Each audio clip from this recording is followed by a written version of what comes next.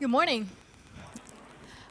Quick show of hands. How many of you have at least one messaging app installed on your phones? All right, pretty much everyone. How many of you have opened it multiple times this morning only? Yeah. So that's what I want to talk about. I want to talk about how messaging apps have kind of replaced our favorite pastime, which used to be social media. So first things first, I just want to talk about the state of messaging in 2016. So we're seeing this trend that messaging apps are now more popular than social network apps. We're using it more often. And you don't have to just take my word for it. This is not just me saying. There's research done on this, and we have data as well. So between 2014 and 2015, that's when we really saw the shift between using social media networks into messaging apps. That's when we really became the most popular apps on our phones. So messaging apps now have a larger user base than social network apps. And since then, for the past year and a half, 2 years, we've kind of become obsessed about this trend, what it means, the innovations that come from it, and what it means for the future. So what I want to focus my talk today is on the why. Why are we so inclined to use messaging apps? Why have we replaced our habits of going to social networks to messaging apps? Why do we prefer sharing something with a private, small group of friends on messaging rather than broadcasting something to our entire list of friends, be it 300, 500, 1,000 friends? So I think there are a few reasons why that's happening. I think there are a few reasons why messaging apps have become more popular than social network apps. Some of them are very straightforward, some of them aren't, and I'm going to go over those right now. So the first one is response rate and timing. This is super straightforward. Simply speaking, people respond faster to messages. That's it. There's no secrets to it. So if you look at the average organic reach on Facebook, that's 7%.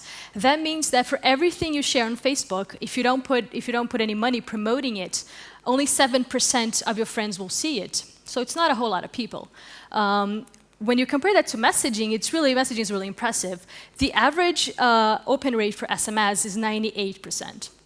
So it's a much more guaranteed way to get a response. When you post something on Facebook, not everyone will see it. A majority of people will see it. But when you send a message, 98% of the people will see it. And not only will they see it, but they respond to it faster as well. So the average response time for messaging is 90 seconds. And if you compare that to email, where the average response time for email is 90 minutes. So you just see that messaging is just clearly the most efficient way to get a hold of someone and to get an answer. And we're seeing this, businesses respond to this. So they've learned that messaging is the best way to talk to customers. They've learned that messaging is the best way to get an answer from them and to them. So this is a part of the research that I did in Brazil, in Rio, where I'm originally from. So you start seeing companies like this. This is an example of a local gym in Rio, where I'm from. And on the marquee, you have the name of the gym, and then you have a personal cell phone number with the WhatsApp icon next to it. So you don't have a landline number, you don't have an email account, you don't have a website, you don't have even a Facebook address, really. The only way that you can get in touch with the people who run this gym is through WhatsApp. And I've actually, I went through something similar when I was still in Brazil. I called the gym that I wanted to join, and I asked, what the times, the price, and all of that. And the owner of the gym said, "Can you message me on WhatsApp? And I'll give you all the answers." So this is the only way. This gym works exclusively through WhatsApp to contact their members. And this is an example of a local shop, a neighborhood shop, a small gym. But you also see this with larger companies as well. So this is an example of a large company called Lopes. Lopes is a major real estate company in Brazil. They sell over 200,000 units in the entire country. They have over 12,000 agents. And yet, when you go to their website and you click on Contact Us, one of the main ways that they tell you to contact them is through WhatsApp. just because that is the platform that people are on. We're always on messaging, and that's when you get a reply faster. And so WhatsApp is the dominant platform in Brazil, so that's why this is taking place through WhatsApp in Brazil, but I'm sure it could be any other platform wherever you are in the world.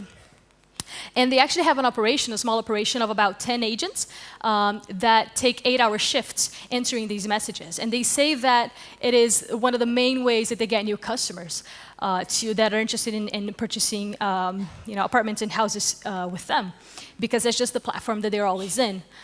So you see businesses are reacting to this. And it's not just, I showed an example of a small company, this is a large company, and you even see government agencies. So this is an example of the City Hall of Rio. They created this character called the Explainer. Because Rio obviously just hosted the World Cup 2 years ago and now the Olympics. So for the past couple of years, there were a lot of construction being done in the city. So you would walk out, you were on your way to work, and maybe a road was closed because they were building something new, or the subway station wasn't working. So they needed a way to tell the citizens of Rio what was going on in the city and tell them to avoid certain ways. And the way that they did it was through WhatsApp. So they created this character, the Explainer, and you can see his face all over the city. And basically, it says in Portuguese, if you have any doubts, if you don't know what to do or where to go, text us on WhatsApp and we'll give you the answer. So you could, be walking out in the morning and you want to know if the road that you usually take to work will be closed or if it will be open. You text them and they respond. So this is just another example of how businesses are tapping on that opportunity of messaging as the prominent way that people now communicate on digital platforms.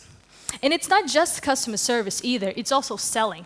So I talked to about 30 small business owners in Brazil, all over the country, and I asked them how they use WhatsApp for their businesses. And almost all of them actually use WhatsApp to receive orders. So we're not just seeing WhatsApp being used, seeing messaging being used to answer questions to customers, but also to receive orders. And some of them actually say that they only sell through WhatsApp. So they don't have a website, they don't have email, they don't have a landline number, they don't have even a basic e-commerce platform. They do all of their selling through WhatsApp. And the way that looks is they usually pair it up with Instagram. So this is an example of a neighborhood shop that sells dresses. And they post a picture of the product on Instagram. And on the description, they say, this is the name of the dress. These are our associates. And these are the phone numbers that you can reach us at. So you'll message them and you say, I'm interested in this dress. This is the name of the dress that I want. You'll set up delivery and even payment through messaging. You can open up your bank app, make the transaction, share the receipt as an image through messaging. So you see a lot of people just using messaging not just to answer questions, but also to receive orders. So they're actually making money off of WhatsApp and messaging apps in general.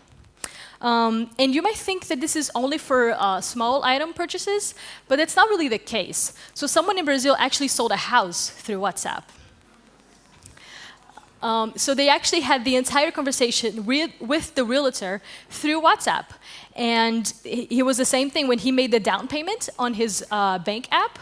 He shared the receipt of the down payment through messaging as an image. And when they were doing all the paperwork of transferring the owner of the state of the house, the conversation that they had on WhatsApp actually served as one of the documents to prove that this transaction really happened. These two people agreed on the price, and this one person paid the other. So this is just a very interesting way that people are tapping into the possibilities of messaging on how people respond to it quickly. So that's the first reason that I think messaging has become more popular than social media. It's just the timing and the response rate that you get. And that's how some businesses are reacting to it. The second point I think that speaks to how people are preferring messaging than social media is privacy. So I'm going to show you a screen that impacts everything that you post on Facebook. And I'm just using Facebook as an example because that's one of the major networks. It could be anything else. So I'm going to share a screen that impacts everything you post on Facebook. I'm sure all of you are super familiar with it. This is it. I don't know if anything has read this thing. I certainly haven't. But this impacts everything that you post. And no one's read this. No one really knows what it says. No one knows what happens after you post something on Facebook and to social networks in general. And I think that speaks to the feeling that we get with social media. You know, when it's a broadcast in a way. So after you say something on social media, it stops being yours. It just becomes the platform's, the world's, whatever it is. In a way, sharing something on social media is much like giving a public speech, like this one. You know, once I say something on this stage, it stops being mine, and it's all out there in the world. It's being filmed. You can take a picture, you can share it, you can twist it, whatever it is, it stops being mine. So there's this distrust when you share stuff on social media that you don't have a lot of privacy. Whatever you say is not really yours anymore. And on messaging, you have a little bit more control. So when you share stuff with people through messaging, it's almost like it's a small committee.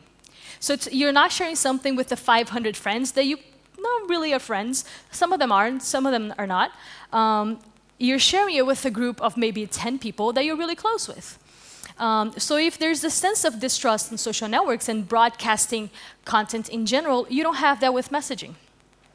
And that's when we start talking about groups, because that's the behavior that we're having with social media, with messaging. We are creating these groups that are kind of replacing how we shared stuff on social media. So quick show of hands, how many of you are part of at least one group message? How about 5 groups?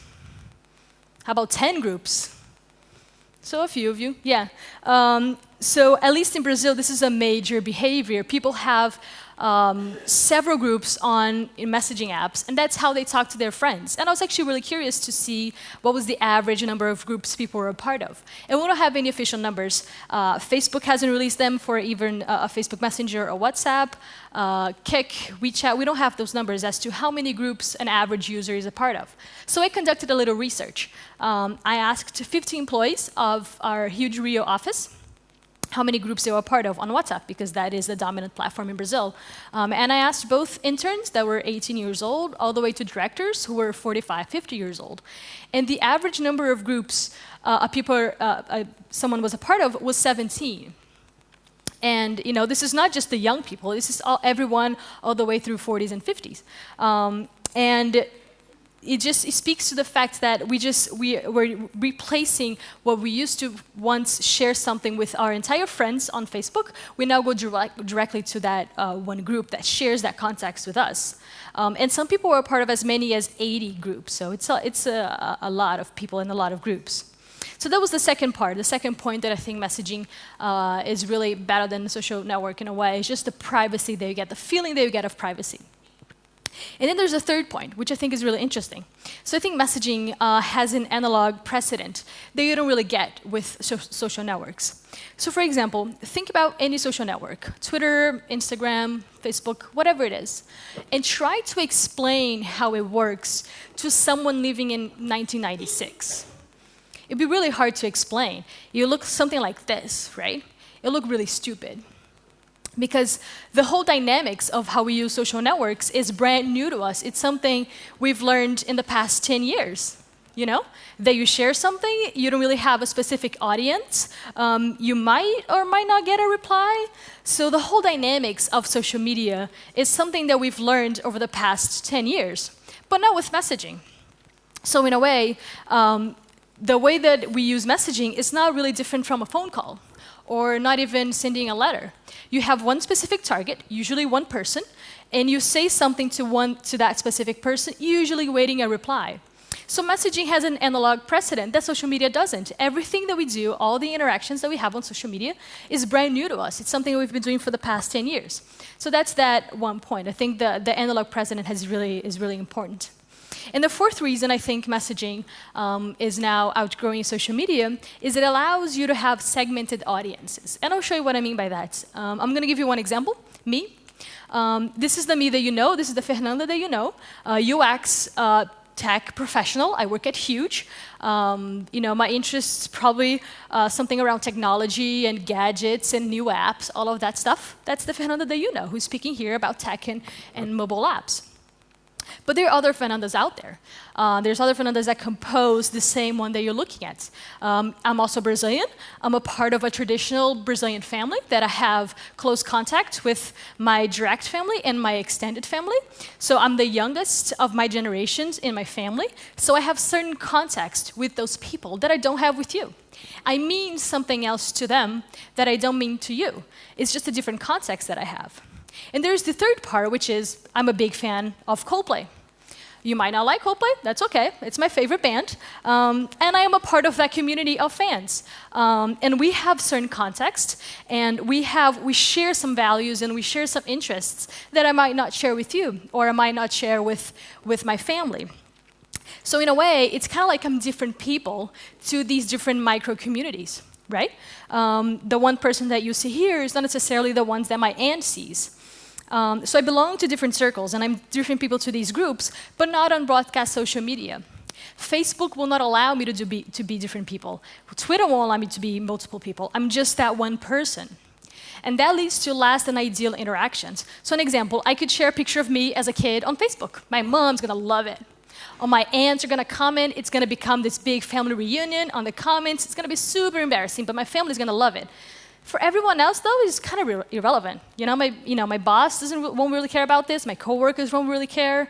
The other Coldplay fans are like, it's okay. I don't really mind it. But it's just noise on Facebook. On the other side, I can share an article, a tech article, and it's going to lead to super interesting conversations at work, and everyone's it's gonna prompt a really cool conversation with the people that I work with that also share the interest of tech and UX and gadgets. But for my family, it's not that great. It's going to alienate my aunt who has no idea what I'm talking about, right? So I don't have that different type of personality. And there's the other example where I can show that picture where I stood in line for 4 hours to get a picture with that guy that no one has any idea who it is. But the other fans that I'm a fan of are going to think I'm a rock star. This is like the highlight of my life, of my entire life, is that one day that I stood in line for 4 hours to get a picture with a dude that has no idea who I am. So the other fans are going to love this.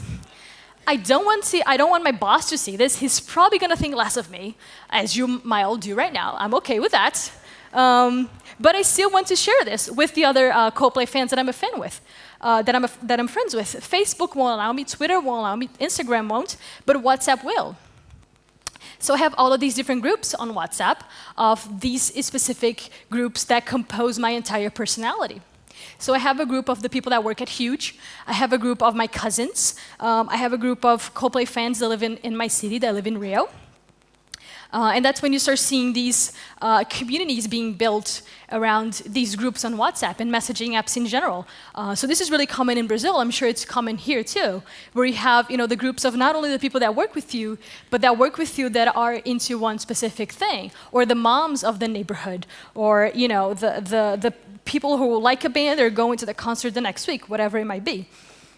So these are the four main reasons I think messaging is now becoming more popular than messaging. This is why, from a behavioral standpoint, I think we are preferring messaging apps than social media. And I just want to leave you with a quick glimpse of the future, and I think this is something Martin's going to touch more on, which is the future, right? So we're talking about messaging apps kind of eventually replacing everything. So you're not just going to use messaging to talk to people. You're also going to look at messaging apps to make transactions or whatever it could be. So you can go ahead and text the flower shop and say, I want to buy a flower or a bouquet or whatever it is. And you'll be able to do the entire transaction through messaging apps exclusively. So that's just one of the things that I think it's going to be in the near future. You can see messaging apps kind of becoming like app stores in a way because you have bots, and you can go ahead and interact with bots as well and make transactions through that app. Thank you very much.